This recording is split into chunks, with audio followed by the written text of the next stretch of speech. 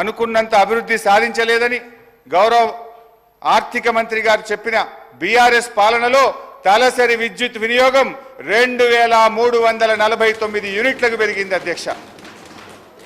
ఇదంతా కాదు బట్టన్న స్పీకర్ గారు, ఇంత పెరిగింది అంత పెరిగిందని సరే లెక్కలు నేను చెప్తా, బుక్కులలో ఉంటుంది.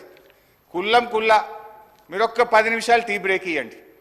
నేను బట్టి గారు పోయి అసెంబ్లీ ముంగట గన్ పార్క్ మీద రోడ్డు మీద నిలబెడతాం. రోడ్డు మీద పోయే 10 మందిని బీఆర్ఎస్ పాలనలో కరెంటు మంచిగుందా, కాంగ్రెస్ వచ్చిన 8 నెలల కరెంటు మంచిగుందా అని అడుగుదాం. కుల్లా జనం చెప్తారు కదా అధ్యక్ష. మాది బాగలేదు పురోభివృద్ధి సాధించలేదని మాటలు చెప్తే అయిపోతుంది అధ్యక్ష. చివరికి ఈ కరెంటు గురించి అధ్యక్ష గౌరవ మన సభానాయకులు ఇదే అసెంబ్లీలో అప్పుడు తెలుగుదేశం పార్టీ శాసనసభ్యుడిగా ఇటువైపు ఉండి ఆనాటి కాంగ్రెస్ ప్రభుత్వం మీద రేవంత్ రెడ్డి గారు అన్న మాటలు ఒక్కసారి నేను గుర్తు చేయదలుచుకున్నా. ఆనాటి కాంగ్రెస్ పాలనలో తన తండ్రి గారు చనిపోతే ఊర్లో దహన సంస్కారాలు చేసిన తర్వాత కరెంటు లేకపోతే గంటల సేపు ఎదురు చూసి కరెంటు లేక నీళ్లు లేక నెత్తి మీద నీళ్లు చల్లుకొని ఇంటికాడికి పోయినా అని రేవంత్ రెడ్డి గారు ఆనాటి కాంగ్రెస్ పాలనలో కరెంటు పరిస్థితి గురించి ఇదే సభలో చెప్పారు అధ్యక్ష. ఇవాళ పరిస్థితి ఏడికి వచ్చిందంటే చివరికి గౌరవ మంత్రులు ముఖ్యమంత్రి గారు ఎక్కడన్నా మీటింగులు పెట్టుకుంటే జనరల్ గా పోలీసు వాళ్ళు భద్రత కోసం వెళ్తారు అధ్యక్ష. మీటింగ్లకు పోలీసు వాళ్ళు పోయి భద్రత కోసం వాళ్ళు నిలబడితే అధ్యక్ష ఈ రోజు కరెంటోళ్ళు పోయి మాత్రం నిలబడుతున్నారు అధ్యక్ష.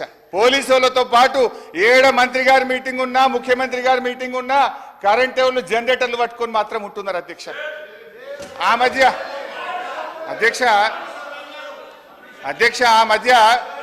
మధ్య రేవంత్ రెడ్డి గారు అప్పుడు మా పార్టీలో ఉన్న కొత్తగా ప్రభుత్వం ఏర్పడ్డాక మా పార్టీలో ఉన్న కేశవరావు గారి ఇంటికి పోయింది. ముఖ్యమంత్రి గారు లోపల పోయిండు, బయట కరెంటు పోయింది. అది పత్రికల్లో ప్రముఖంగా వచ్చింది. సరే అధ్యక్ష, ఓపిక ఇంకా చాలా చెప్పేది ఉంది రాగే. గత కాంగ్రెస్ పరిపాలనలో వృద్ధులకు ఇచ్చిన పెన్షన్ 200 రూపాయలు మేము అధికారంలో వచ్చిన వెంటనే 1000 రూపాయలు చేశాం. రెండోసారి అధికారంలో రాగానే 2000 చేశాం. మా దశాబ్ద కాలంలో ఇచ్చిన మాట ప్రకారంగా వృద్ధాప్య పెన్షన్ 200 నుంచి 2000 రూపాయలు చేశాం అధ్యక్ష.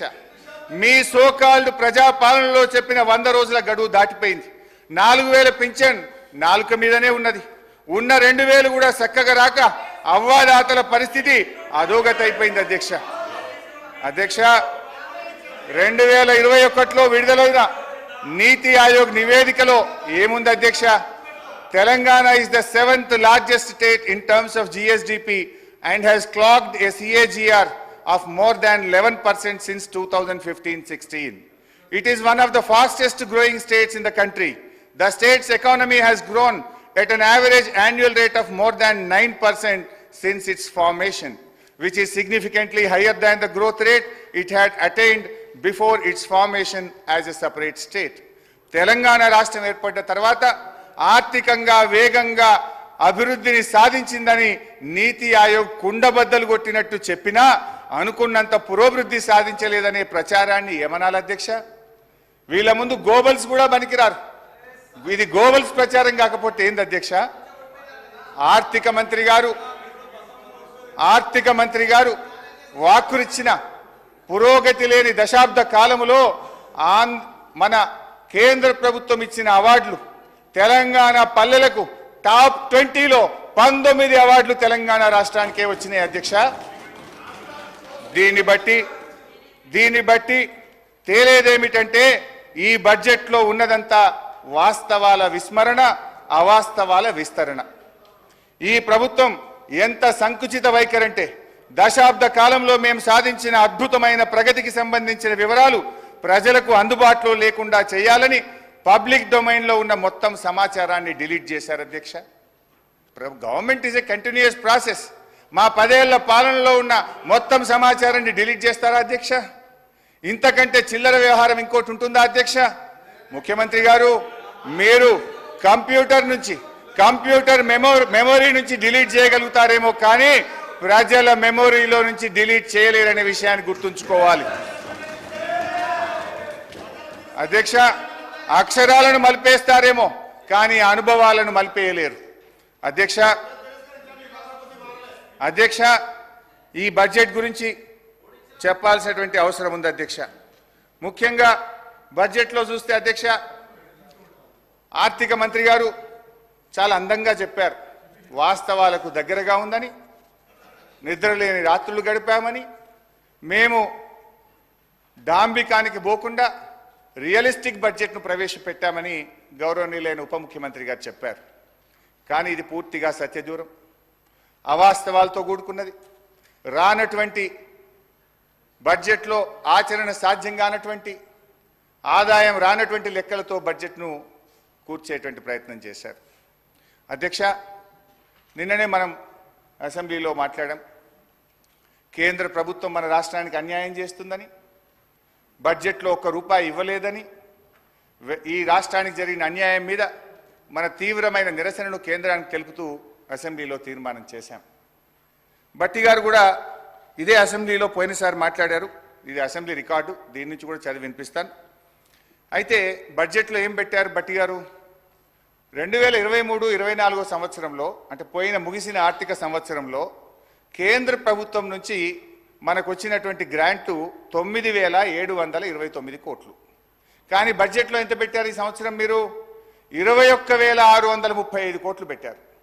అంటే పోయిన సంవత్సరం ఇచ్చినంత కూడా ఇయ్యలేదని, తెలంగాణకు మొండి చేయి చూపిందని ఇదే సభలో మనం తీర్మానం చేస్తాం. కానీ మీరేమంటారు? 21,636 కోట్లు కేంద్ర ప్రభుత్వం నుంచి వస్తుందని భట్టి గారు ఈ బడ్జెట్లో పెట్టారు. గౌరవనీయులైన భట్టి విక్రమార్క గారు పోయినసారి అసెంబ్లీలో మాట్లాడుతూ ఏమన్నారో ఒక్కసారి చదివి వినిపిస్తాను అధ్యక్ష. మన రాష్ట్రం పేజ్ నంబర్ 19 పారాగ్రాఫ్ 1. మన రాష్ట్రం ఏర్పడిన నాటి నుండి గత సంవత్సరం వరకు కూడా గ్రాంట్ ఇన్ ఎయిడ్స్ దాదాపు 8,000 కోట్ల నుంచి 10,000 కోట్లు దాటడం లేదు. ప్రతి సంవత్సరం గ్రాంట్ ఇన్ ఎయిడ్స్ మనం ఆశిస్తున్నాం కానీ కేంద్రం నుంచి ఏమీ రావడం లేదని చెప్తూ ఉన్నారు. ఇది వారికి తెలిసిందే అని నన్ను ఉద్దేశించి వారు మాట్లాడారు. మరి మీకు తెలిసిందే కదా, ఇప్పుడు మీకు తెలిసిందే కదా, మరి నువ్వెట్లా పెట్టినావు 21,000 కోట్ల రూపాయలు? అంటే ఈ బడ్జెట్ అవాస్తవాలతో కూడుకున్నటువంటిది. 21,636 కోట్లు కేంద్రం నుంచి గ్రాంట్ల రూపంలో వస్తుందని ఏదైతే పెట్టారో ఇది వాస్తవాలకు దూరంగా ఉంది. ఇకపోతే అధ్యక్ష, అంటే ఇంకా బాగా అర్థం కావాలంటే భట్టి గారికి నేను సెంట్రల్ బడ్జెట్ కూడా చూశాను. ఏమైనా పెరిగిందా, నిజంగానే ఏమైనా వస్తుందా? భట్టి గారు బాగా ఆలోచించి పెడతారు కదా, ప్రతిపక్షంలో అనుభవజ్ఞులు కదా అనుకున్నా. సిఎస్ఎస్ కింద 2023-24 సంవత్సరానికి కేంద్ర ప్రభుత్వం పెట్టింది 4,60,614 కోట్లు. ఈ సంవత్సరం సిఎస్ఎస్ కింద సెంట్రల్లీ స్పాన్సర్డ్ స్కీమ్స్ కింద రాష్ట్రాలకు ఇచ్చే డబ్బు ఈ సంవత్సరం ఎంత పెట్టారు అని చూశాను. 5,05,978 కోట్లు. అంటే గత సంవత్సరం కంటే 45,000 కోట్లు సిఎస్ఎస్లో ఎక్కువ పెట్టారు. అంటే దేశం మొత్తానికి 28 రాష్ట్రాలు కేంద్రపాలిత ప్రాంతాలకు కలిపి వాళ్ళు పెంచింది 45,000 కోట్లు. కానీ మా గౌరవనీయులైన ఆర్థిక మంత్రి గారు ఒక్క మన రాష్ట్రానికే 12,000 కోట్లు గత సంవత్సరం కంటే అదనంగా వస్తాయని పెట్టారు. ఇది సాధ్యమా అని నేను అడుగుతా ఉన్నా.